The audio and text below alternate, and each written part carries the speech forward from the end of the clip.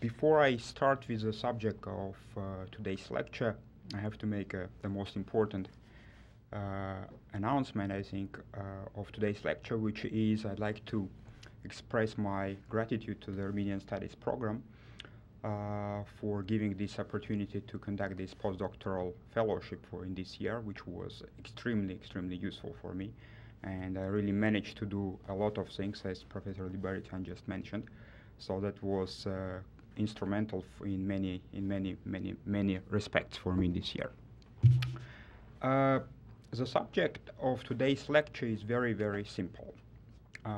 Why the Bolsheviks decided to create Nagorno-Karabakh as an autonomy within the territory of Azerbaijan.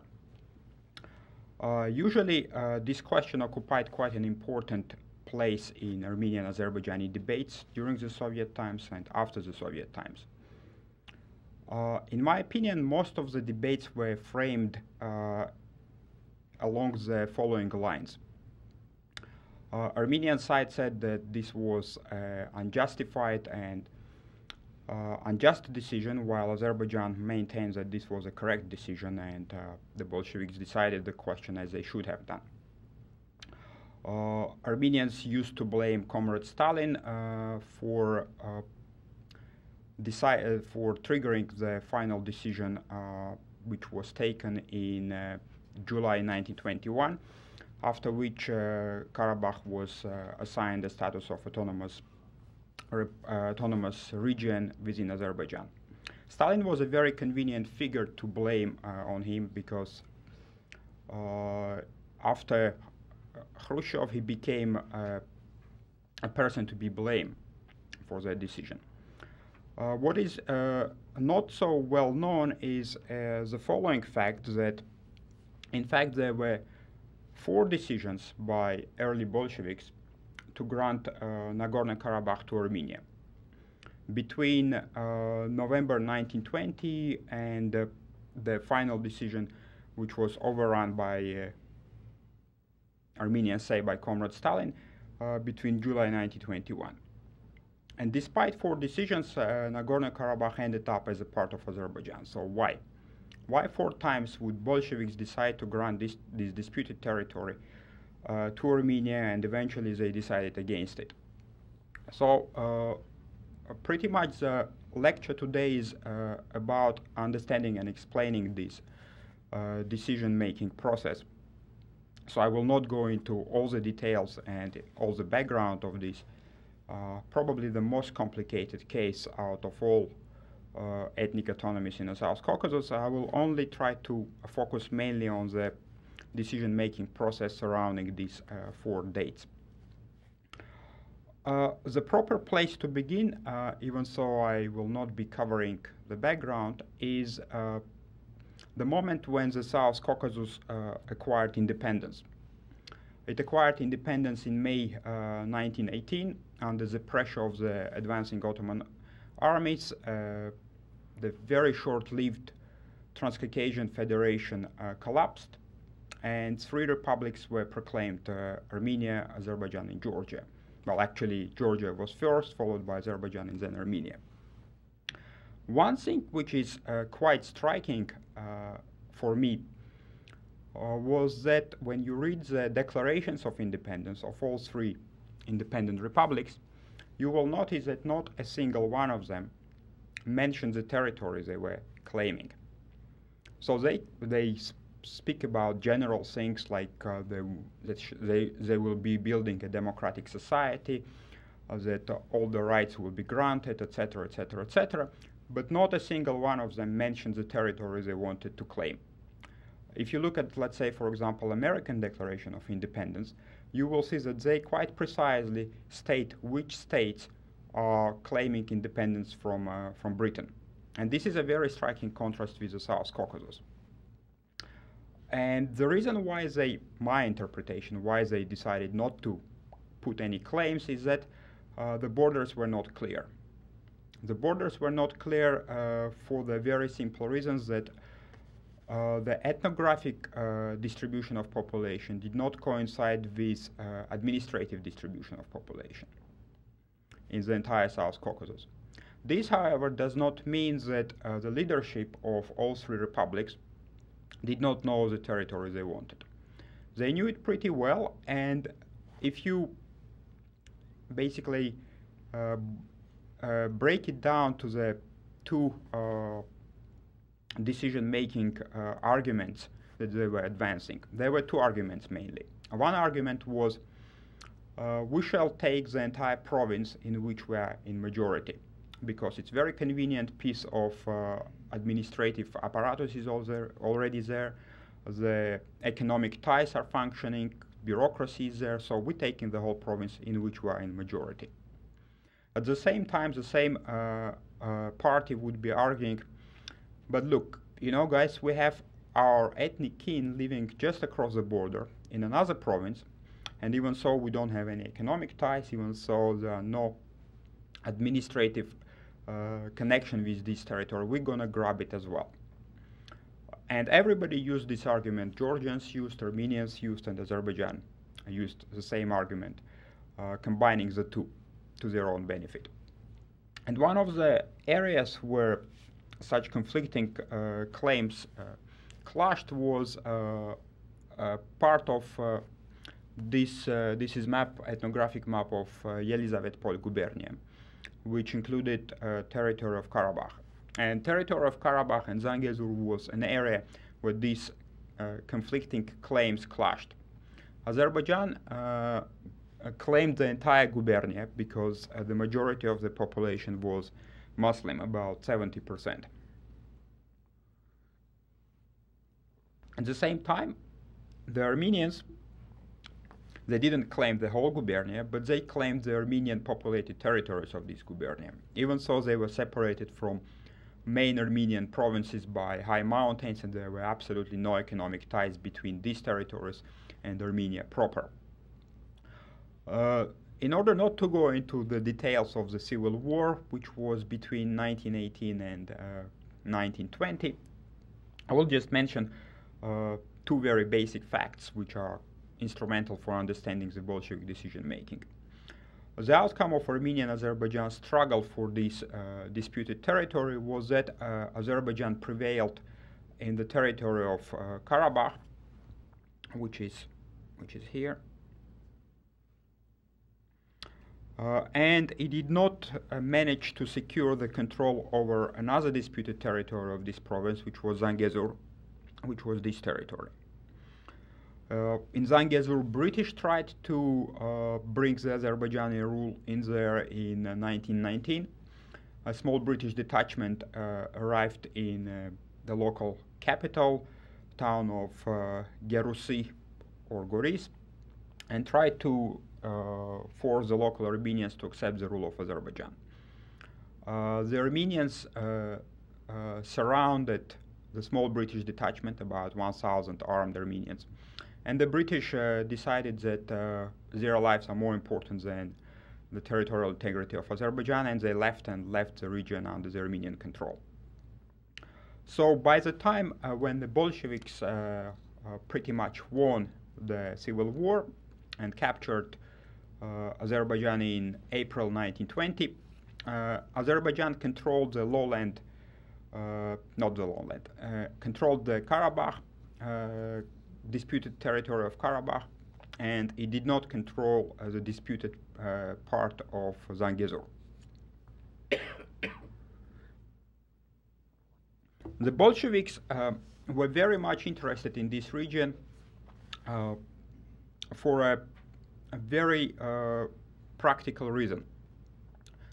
At that time, they wanted to link with Kemalist forces that were operating in deep inside the former Ottoman territory.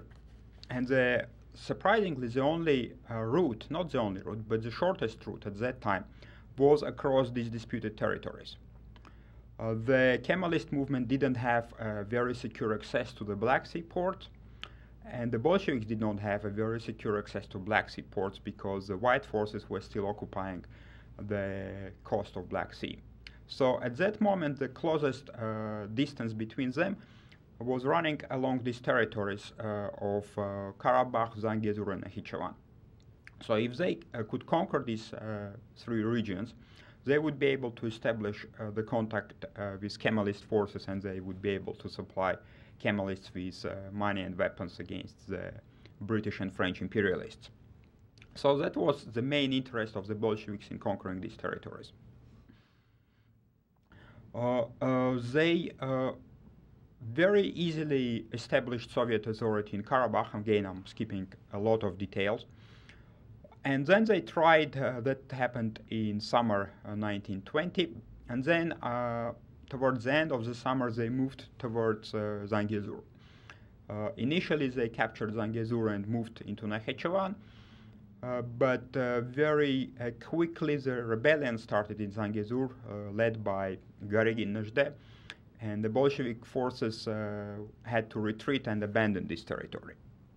That happened in October-November 1920.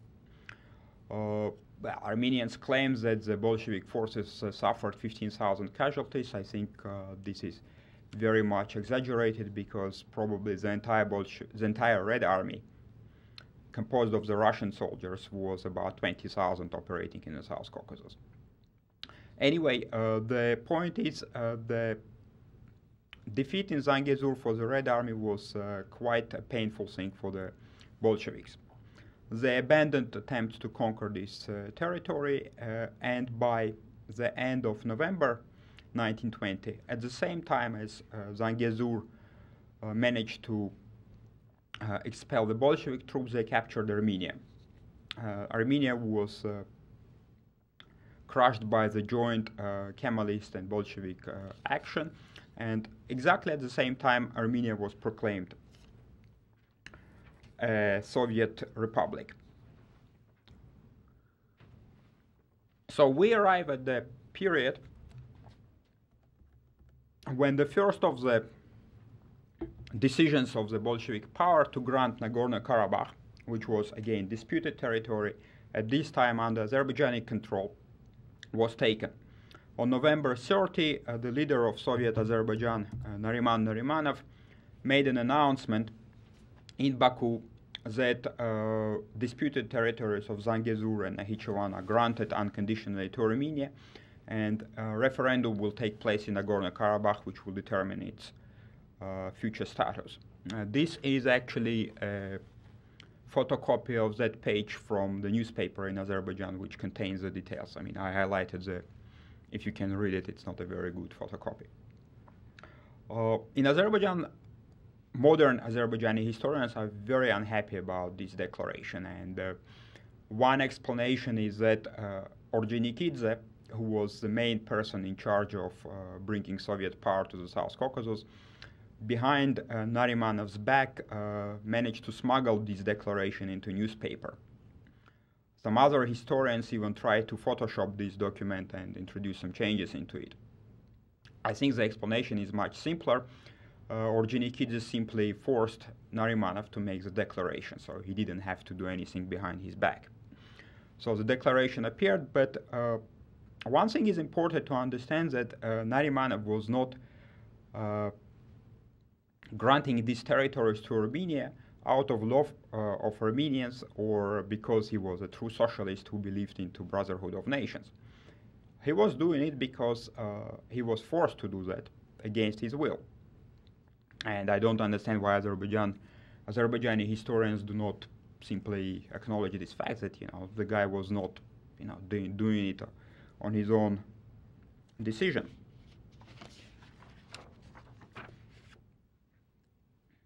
The reason I think they made this announcement was that the Bolsheviks needed to boost their legitimacy in Armenia.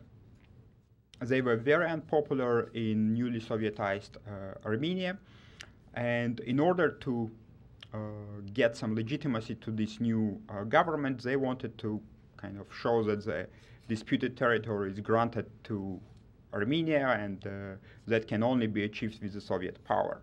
That is my understanding why this decision was forced on Manov. A few months after Armenia was Sovietized, the Bolshevik, the Red Army, captured Georgia. That was in February 1921. And very soon after that, a Soviet-Turkish treaty was signed in Moscow that solved the problem of external boundaries of the South Caucasus. Even though the external boundaries were solved, the problem of internal boundaries remained. The three Soviet republics, Soviet Azerbaijan, Soviet Armenia, and Soviet Georgia, still 3 years after the collapse of the Tsarist Empire, they still didn't have clear borders between themselves. The Bolshevik leadership, I don't know if they were very naive, but they were thinking that since the new governments are socialist and not bourgeois and nationalist, they can solve this quite easily in a friendly manner. And in May 1921, they decided that a conference between all three republics will take place in June 1921 in Georgian capital Tiflis, at which these things will be decided, the boundaries between three republics. At the same time, after the conquest of Georgia and establishing the external boundaries, the only place in the South Caucasus where anti-Soviet forces were still operational was Zangezur. Zangezur, that expelled the Red Army in November 1920, continued to be under the anti-Soviet units of Nezhde. And that was a big problem for the Bolsheviks because they, first of all, they suffered a very humiliating defeat in October, November. And they were expecting that conquering this territory will be a formidable task. So, and this was very annoying. I mean, they captured the entire region, and this little thing was still there outside their control. As a result, this question of Zangezur received an early consideration. It received early consideration not in a sense that they were deciding the boundaries earlier, but they're deciding how we're going to crush it. And on June 3rd, 1921, Kavburo was a political body that was in charge of bringing Soviet power to the South Caucasus, gathered together. I think they gathered in Tiflis, and they discussed what we're going to do about Zangezur. At this meeting, they adopted a resolution which you can see, usually in Armenian sources, Armenians usually publish point number 5 of this resolution, which says that the Soviet Armenian government should publish a declaration that Nagorno-Karabakh belongs to Armenia. So that is usually the third time. Is it the third time? June 3 is the second time. It's the second time that the Soviet authorities make this announcement. But if you look in a context of the entire declaration, it becomes clear that yes, they authorize Armenian government, Soviet Armenian government, to declare that Karabakh belongs to Armenia as a part of the whole package to suppress the rebellion in Zangezur. So they prepared to grant this territory to Armenia as a way of solving this problem of rebellion in Zangezur. Armenian government, when this was taken, 10 days later, on June 3rd, they published their own, they didn't publish, they adopted a resolution that they should, the picture of this resolution of the Armenian government, they published a resolution that Karabakh now belongs to Soviet Armenia because of the agreement with Soviet Azerbaijan. So when they published this declaration, they were acting on the earlier decision of Kavburo to publish this declaration. I don't know why they waited for 10 days to publish it, but that was the case. So a week after they published this declaration, they so this is already mid-June, the publication of this this paper. Approximately a week later, they decided to send a Soviet Armenian commissar to Nagorno-Karabakh as a representative of Soviet Armenia. That was Comrade Mravyan, who departed to Nagorno-Karabakh via Tiflis, because the road between Armenia proper and Nagorno-Karabakh runs through Zangezur, and it, first of all, was impassable, and second of all, there were rebels of Garygin Nezhde. So he had to travel all the way around to go to Nagorno-Karabakh.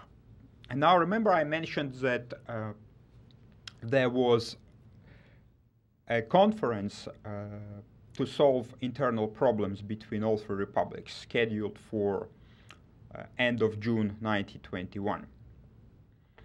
So if you look at the dates, you will see that the departure of Mravyan coincides with the opening of the conference in Tiflis, where leaders of all three republics were to solve their boundary problems in a very friendly and amicable manner.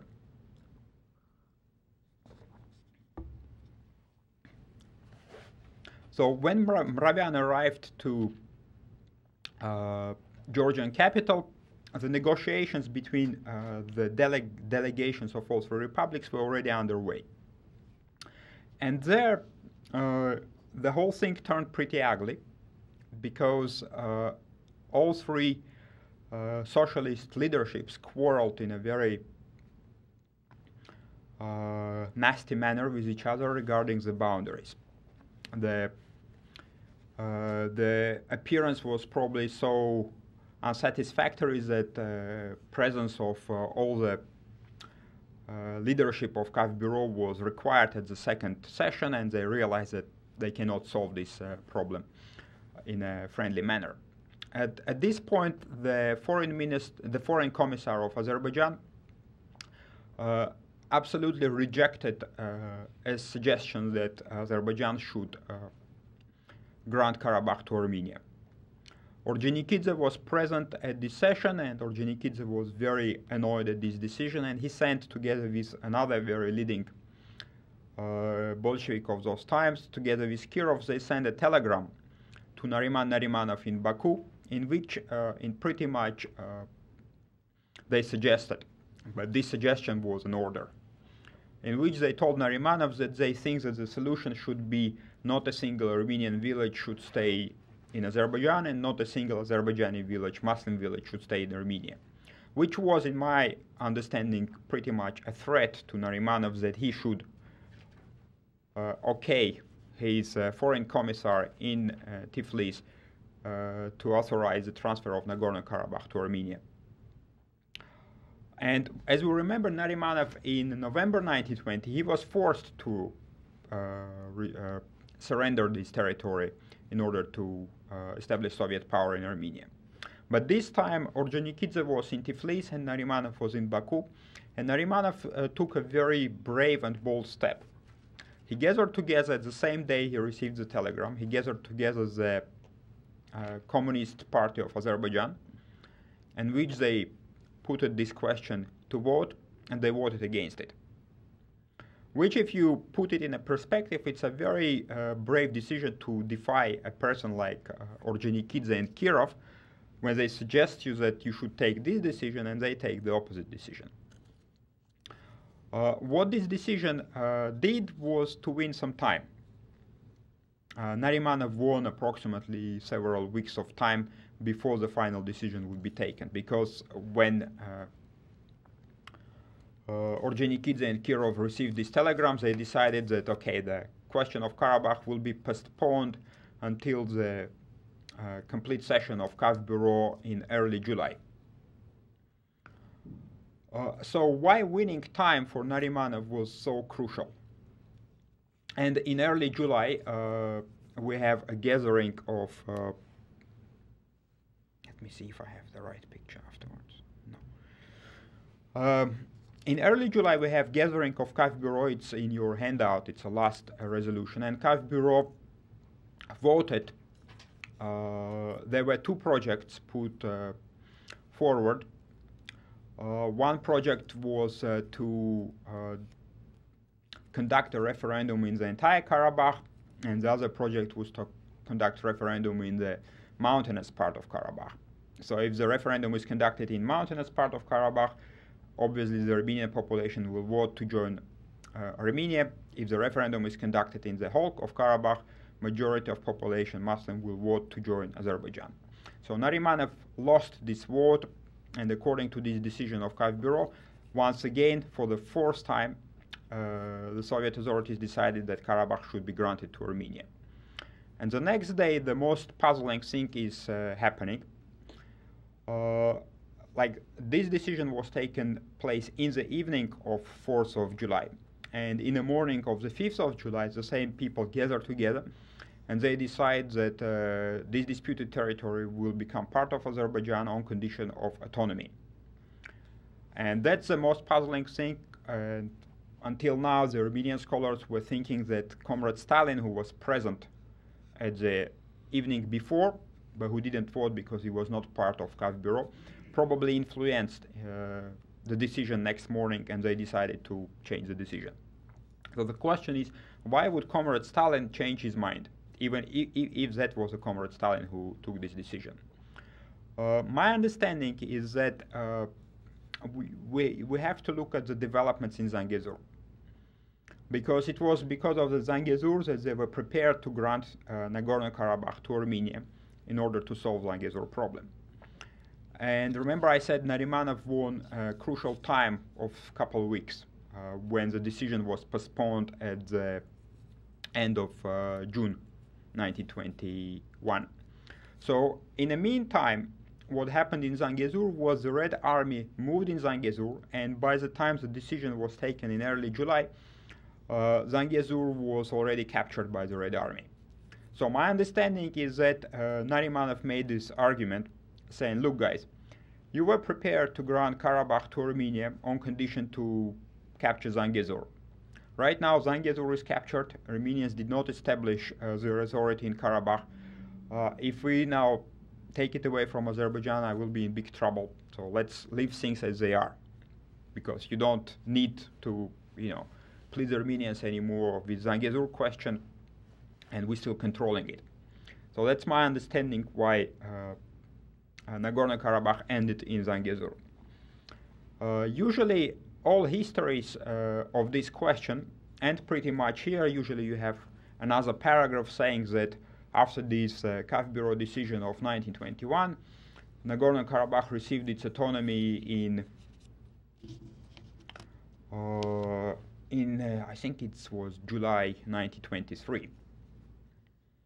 Now my question was, why it took so long, 2 years, to declare autonomy? So what was happening there? This is especially striking if you compare the decision of Karabakh autonomy, which was taken in 1923, with decisions on, let's say, South Ossetia, which was decided in April 1922, and let's say even more striking if you compare it to Abkhazia, whose autonomy was decided literally a month after the Georgia was captured, so on March 31st of 1921. So you have a very, very large gap between decisions of the other two autonomies and Nagorno-Karabakh. In order to understand what was going on, you have to put into perspective that Narimanov was not very happy with this decision of granting an autonomy to Armenians. Yes, they won the final decision that Karabakh will become part of Azerbaijan, but if you compare it to the previous government of Azerbaijan, the Democratic Republic of Azerbaijan, then Democratic Republic of Azerbaijan managed to control the entire region, and they were not prepared to grant any autonomy. And Narimanov was now forced to grant an autonomy to a population which was hostile, an autonomy to the region which didn't have any political boundaries along ethnic lines before. So you pretty much are forced to separate a hostile population into an autonomous unit with political powers. They were not very happy about it. As a result, it's quite natural that Azerbaijan was against granting an autonomy to Nagorno-Karabakh. as soon as the decision was passed. I identified three approaches how the Azerbaijani government tried to avoid implementation of this early Soviet decision. One was used only once at the very beginning. They pretty much openly asked KAF Bureau not to declare autonomy, and then they kind of used more elaborate tactics. One was they sent a commission to investigate the situation on the ground, and the commission found that there is a lot of banditry, nationalist propaganda, and speculation. And the solution was, if we crack down on banditry, speculation, and nationalist propaganda, we shall establish law and order, and that will be the solution of national question, and therefore we don't need to adopt an autonomy in this region. Measures were quite, like if you read it in 21st century, it's like quite sadistic measures. They were, any petty thieves were to be shot on the spot. Any person who is engaged in nationalist agitation was to be shot on the spot, etc., etc., etc. The third option, which was advocated, was not to create Nagorno-Karabakh autonomy, but to create Karabakh Oblast, which would include both Armenian population living in mountains and a Muslim population living in lowlands. And as a result, you would not have an Armenian, exclusively Armenian unit within Azerbaijan. At the same time, Armenian communists in Nagorno-Karabakh, who realized what was going on, started to inform Armenian government, sending them secret telegrams reporting what Azerbaijan is doing about the question of granting them autonomy. The Armenian government, in its turn, complained to the leadership of KAF Bureau, and then KAF Bureau was superseded by another body which was called Zakraykom. And Zakraykom, which was the body that was pretty much in charge of making sure everything goes smoothly and nicely in the South Caucasus, Zakraykom was forcing Azerbaijan to implement this decision. Under the pressure from Zakraykom, Azerbaijan created a commission on Karabakh affairs. So the commission was supposed to work on a legal statute and the details of the autonomy. Even so, the commission was created. The commission apparently didn't do any work, because whenever Zakraykom gathered together again, the whole thing was delayed.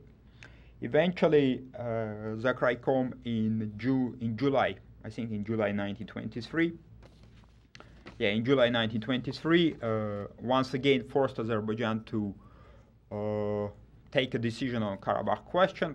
And finally, under this pressure, Azerbaijan made an announcement of creation of Nagorno-Karabakh autonomy. And this is a date which I mentioned earlier, which is usually considered to be the date of creation of Nagorno-Karabakh.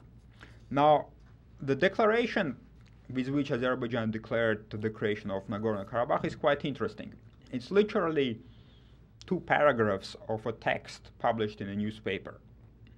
And in these 2 paragraphs, 2 important things are missing again. There is no legal status, and there are no boundaries.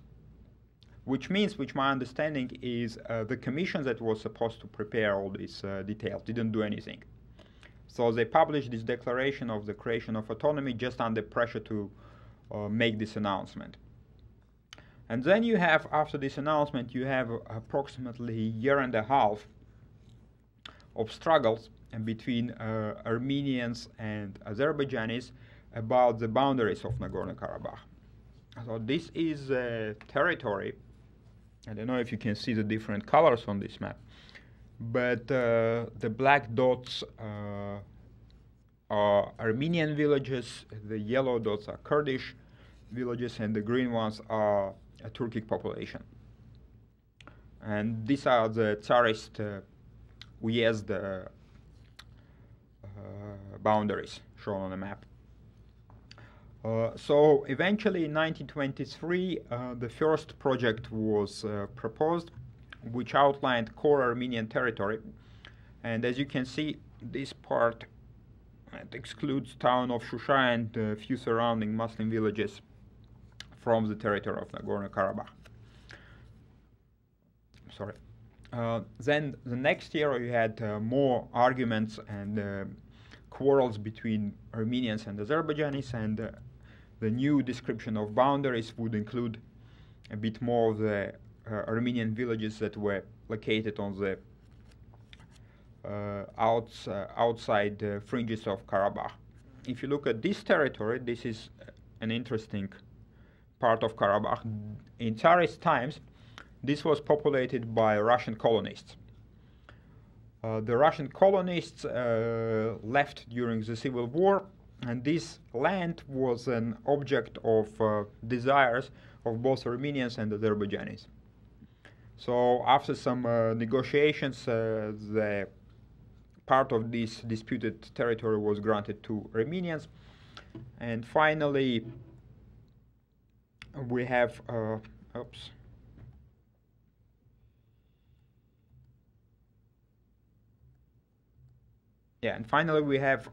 another decision that added a little bit more territory to the Armenian claimed territory of Nagorno-Karabakh. And here are the same map with boundaries from 1980. Eventually, on November 26, 1924, a huge supplement was published to the main Azerbaijani newspaper, Bakinsky Rabochi, which contained a very detailed description of the boundaries, legal status. So that was, in my opinion, that was a real declaration of autonomy, and which specified the territory and which specified the legal status of this disputed territory. So that was the background and surrounding negotiations about why Nagorno-Karabakh ended up in Azerbaijan, despite 4 decisions of Bolshevik authorities to grant it to Armenia. And we get to the conclusion, and conclusion, I think, is threefold. First of all, I can see what I saw was that the Bolsheviks were not trying to create any long-term problems, but actually they were solving very, very immediate and annoying problems. And once they were solving one problem, which was very close to them, another problem would arise and they would have to make an amendment. So that's why they had to decide 4 times to grant Karabakh to Armenia, and eventually solving yet another immediate problem, they decided to grant it to Azerbaijan. So you don't have any long-term strategy here. You have very immediate problems they were solving. Another conclusion, it might be very kind of simple, but it's a very realpolitik conclusion, which is whoever controlled territory gained it. Let's say Azerbaijan controlled Nagorno-Karabakh, and they got Nagorno-Karabakh. Armenians controlled disputed territory of Zangezur, and they got Zangezur. In order to sweeten the pill, Karabakh received autonomous status. So I think that also should be taken very much into consideration when looking at these problems. And my third interesting conclusion, which is not directly related to the decision-making process, but in a way I would call it demography versus geography. On the one hand, you have a quite homogeneous population that is very hostile to the one party of the dispute, and nevertheless, despite this homogeneous population being extremely hostile to the one party of the conflict, whatever matters in the end was ease of access. Azerbaijan had much better access to this territory from the lowlands of Kura River than Armenia, which had to go across the mountains of Zangezur.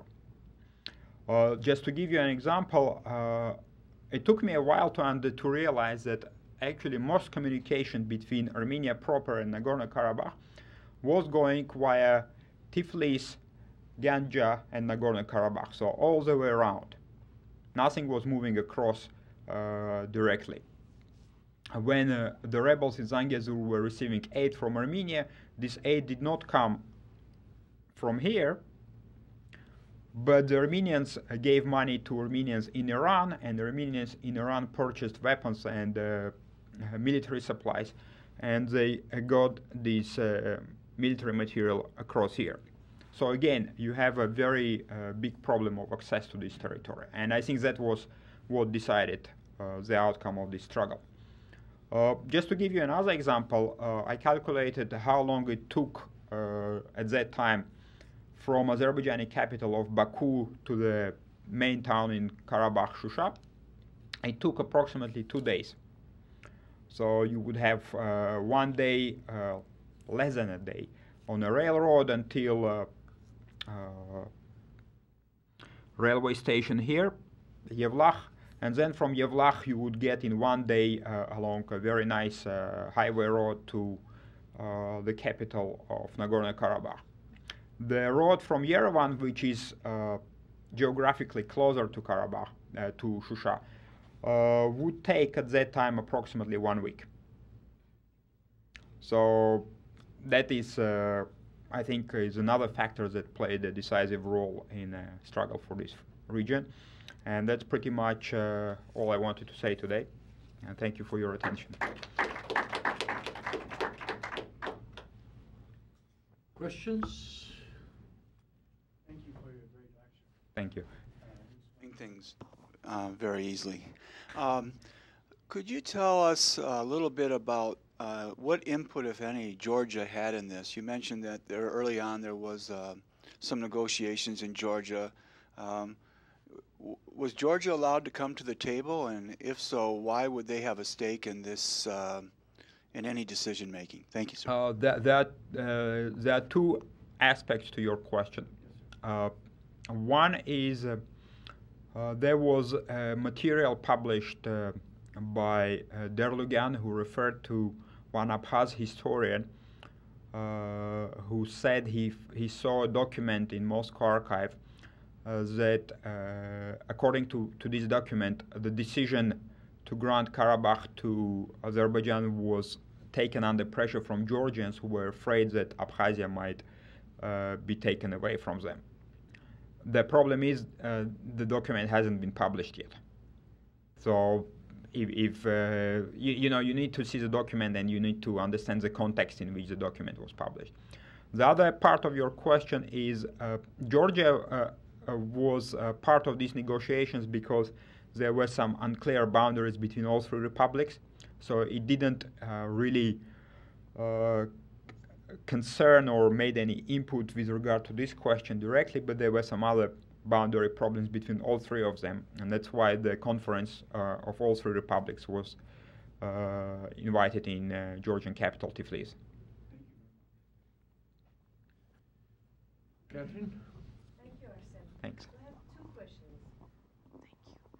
Thank you. One is, you know, your analysis of the making of Nagorno-Karabakh really takes into consideration those involved in the negotiation, really those on top, right? So first of all, I wanted to see whether there's any kind of historical evidence, other than you said the Armenian Communist Party, for instance, in Nagorno-Karabakh, of what people were doing as far as resisting or active. And secondly, you just mentioned at the end the aid of Armenian Iranians to the struggle as well. So if you could tell us a little bit more about that, please. Okay. I skipped the whole bunch of the paper which deals with the grassroots population reaction to all these forces that were coming and going. You had shifting alliances of the population. You cannot say that, let's say, Armenian population unconditionally supported Armenian nationalists and Dashnaks and Garigin Najde. You have a shifting alliances of this population. When, let's say, the Bolsheviks captured the region, the population was very, very welcoming, and they immediately turned away from the Armenian nationalist forces, because the nationalist forces were blamed for all the hardship and the violence that took place between Muslims and Armenians in this region. The problem with Bolshevik takeover was they made a big mistake. That was still a period of war communism, and they started to implement these war communism policies on the ground, which immediately alienated population. And to make things worse, they started to employ Azerbaijani troops, and there was a regiment of Turkish prisoners of war in operations against the rebels. So the population turned against the Bolsheviks and joined the rebels, and that's why they managed to expel the Bolshevik troops in October, November from Zangezur, and then there was rebellion in southern Karabakh. That was also an outcome of these policies. But then again, you have another changing, another shift of the population alliances, which occurred when the Georgia was captured. So I guess the Dashnak forces were also annoying the population, and then you see a lot of declarations in Red Army that you should be very careful with the population. You should, be very nice to them and don't expropriate any foodstuff, etc., etc., etc. And that explains the ease with which they captured Zangezur second time, because they captured it within a couple of weeks, literally. So I think that in a way shows you that the population was not, firmly on one side, but they were reacting to whoever was treating them less badly, I would say. With regard to the question on Iranian Armenians' input to this, I don't know much about that, but I do know that a lot of supplies to the rebels in Zangezur went from Iran. And when Najdeh and the rebels retreated, they all were settled in Armenian parts of Armenian villages in Iran and in Tabriz. And actually one of the rebels from southern Karabakh lived there until 1940s, Tevan Stepanyan. And then he was captured by, was it KGB at that time? No, NKVD at that time, and he was executed in Soviet Union. Question? Turgut? Actually, I have two questions. One is not really within the scope of your presentation, but maybe you can still answer. So there was a rebellion in Zangezur by Karakin Nejdet, and when I look at the map, I see that in Zangezur there was a Muslim population, I mean sizable Muslim population. What was the attitude of the Muslim population in Zangezur during this rebellion?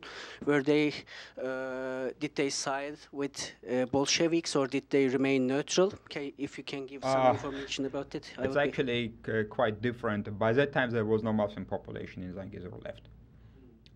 They were expelled, so you pretty much had a population expulsion on both sides.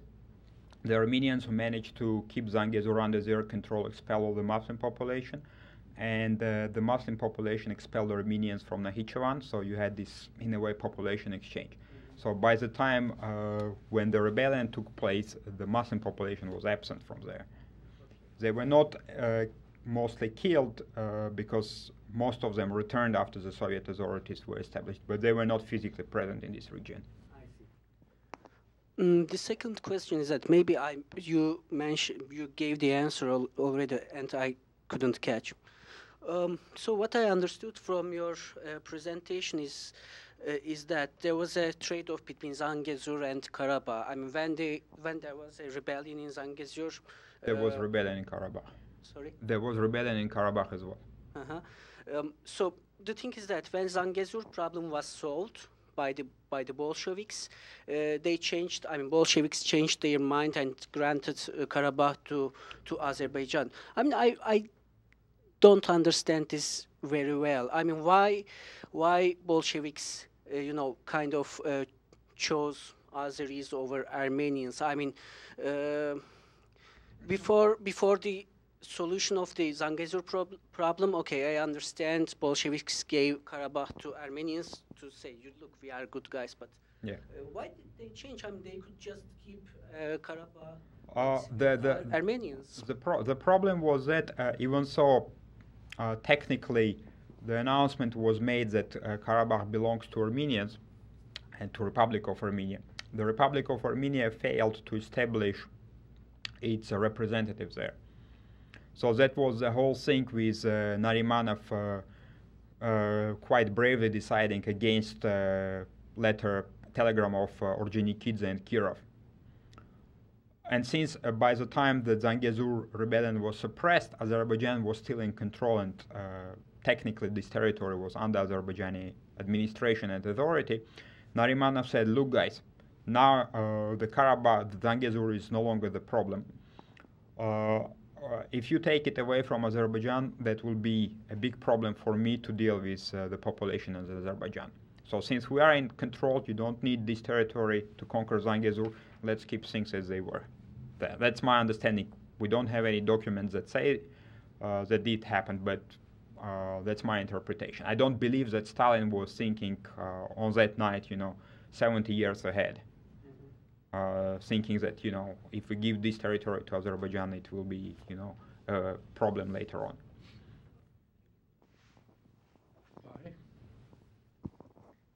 Yeah, one question. You started with pre-Soviet period and basically with this map, which is Elizabethpol gubernia.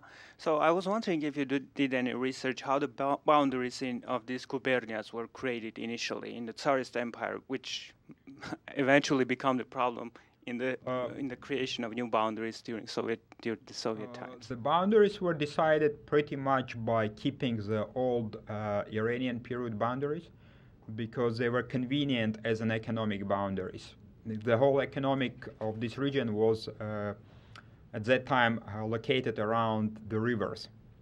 So the river basin was a natural, for the agricultural society, the river basin was a natural administrative unit.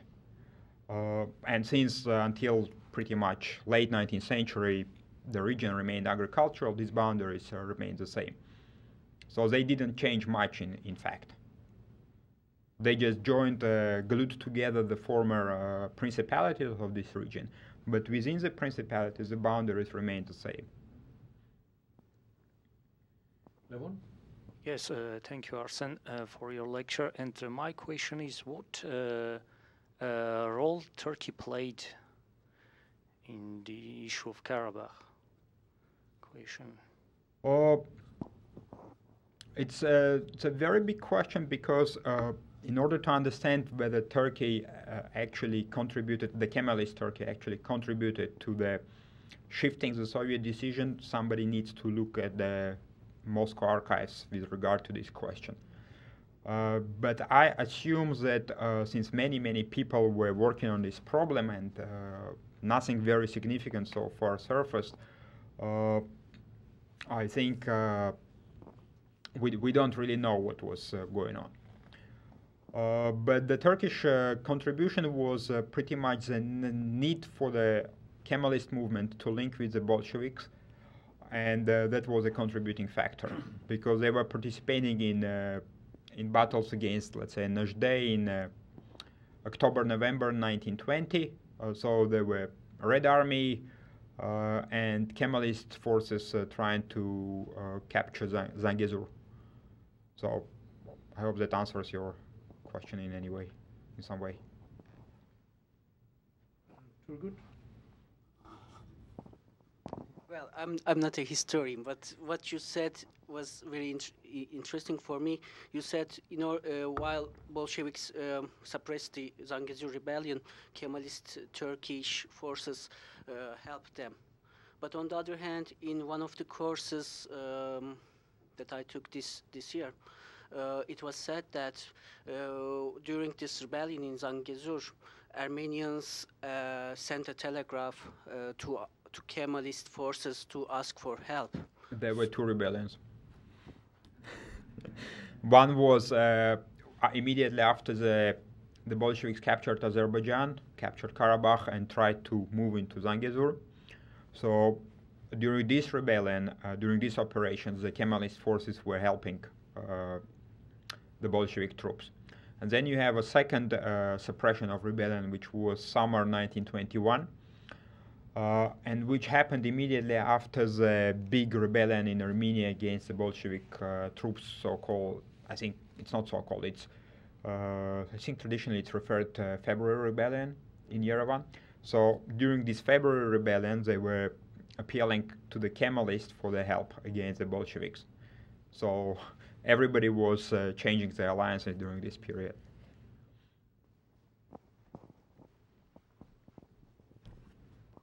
I have one comment with regard to the first question Turgut asked, that is, why would Russia or Soviets change?